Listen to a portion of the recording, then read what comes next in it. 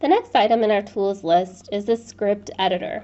If you have experience with scripting and you know some languages and you would like to create some scripts for your Google Sheet, this is where you would do that. A lot of times you'll also see some tutorials on a script that you could use to run in your spreadsheet. You can copy and paste that here and run those scripts. We're not going to go into depth with how we do that. The next thing, though, in your tools menu are macros. What macros do is they record formatting to your spreadsheet so that you don't have to do it constantly. So for example, let's say that with this spreadsheet, I get this spreadsheet every day. And every day I have to do the same formatting steps over and over. I can record that as a macro and then run that macro each day to quickly format the data. So let's take a look.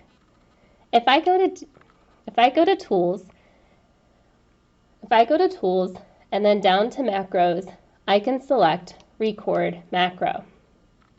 From here, you'll see that the red light is blinking like it's recording, but it's not recording your mouse movement. Rather, it's going to record the clicks that we do and the buttons that we press. So let's go ahead and start. Maybe every day I have to bold this top line. And every day I have to freeze the top row. And then every day I have to go in and I have to remove those duplicates.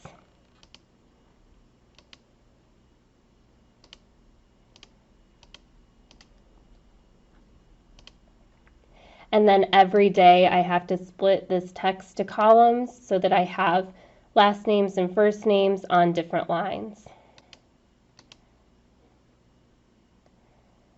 And then every day I have to change this to say first name and this to say last name. And then every day I go through and I go to format and I use my alternating colors.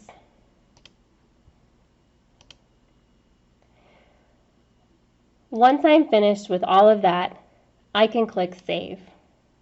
I can name the macro, and then I can also add a shortcut. So if I very quickly want to just press Control-Alt-Shift and then the number 2, I can do that to easily format this spreadsheet. Let's go ahead and click Save.